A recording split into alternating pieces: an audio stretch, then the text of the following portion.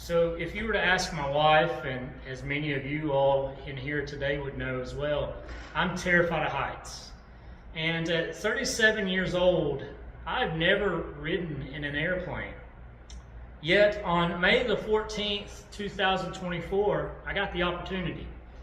And at approximately 10:30 p.m. that night, I lay in the middle of a drop zone at Fort Moore, Georgia. After attempting my third jump from an airplane at airborne school. My goal, obviously, go to airborne school, spend 3 weeks, get airborne qualified, use that to further the ministry in the Army as a chaplain. Yet the Lord had other plans. And as I lay there looking at the dark sky with a fractured ankle, broken in 3 places, 3 medics hurriedly come over to attend to me. And I can tell by the way they're talking, one, everybody in the Army's young. And I can tell by their conversation there's nervousness, maybe even a bit of fear, because initially they could not find a pulse in the top of my foot. And so standard procedure is when there's a threat of some type of injury that severe, they call in medevac. So I got to ride in a plane and a helicopter for the first time in one day. So pretty cool story there.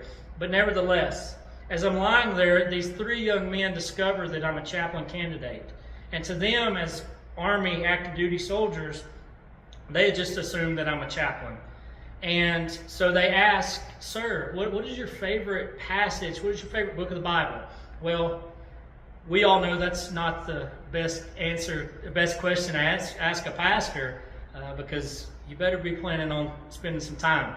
But nevertheless, since we've been studying the book of Philippians, I thought, Lord, that was what He placed on my mind, was fresh on my mind. So I said, we'll give a brief discussion on Philippians to these soldiers. I could tell they're scared. And so I just kind of give them the message that Paul gives the church in Philippi. Yes, Paul has longed to come to Rome. Part of his ministry is, let's get to Rome so I can make an impact, even further impact for the gospel. And he gets to Rome, but it's not the way he wants to be in Rome. He's brought to Rome, he's put in prison unjustly for what it may be.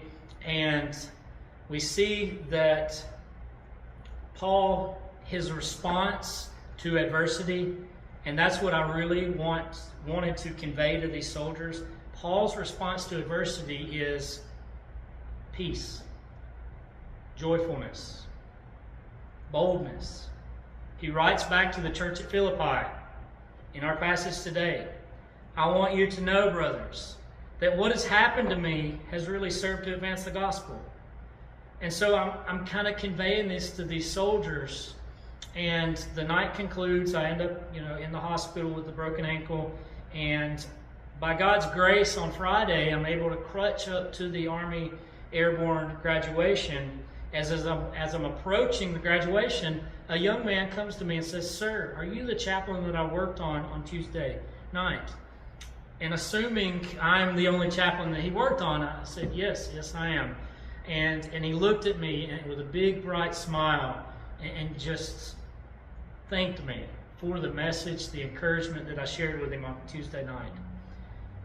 And so I say all that, church family, not to brag upon your pastor or to anything like that. It's not about me. It's not about the soldiers that was attending to me.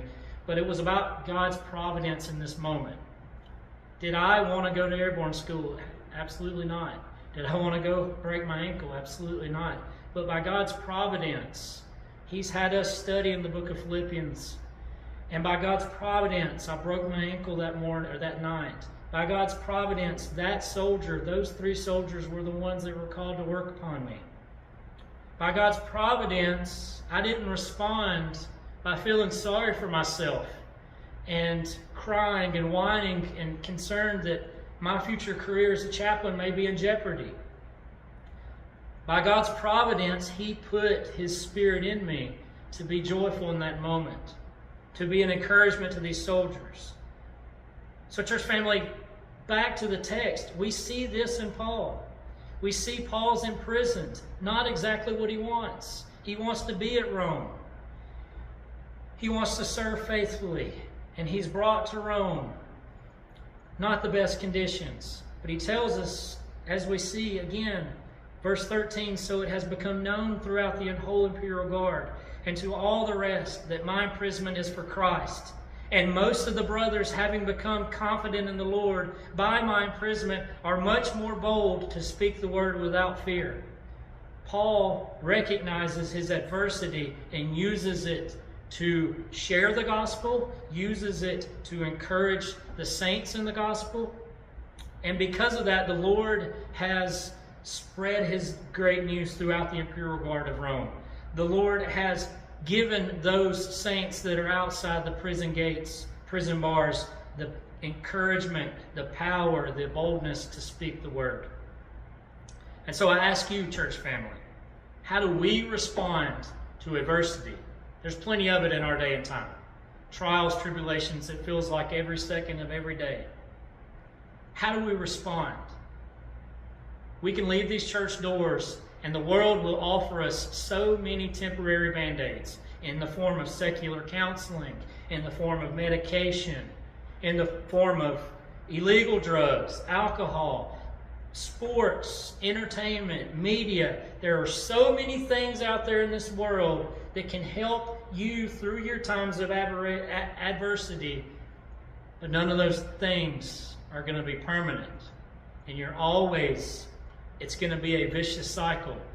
The Lord Jesus Christ is the author and finisher of our faith. It is only through Christ that we may receive the peace that surpasses all understanding.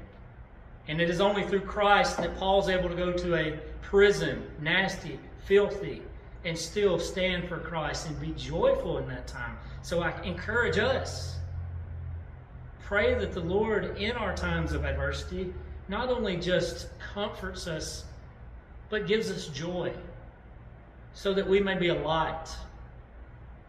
Brothers and sisters, that is the calling of the Christian.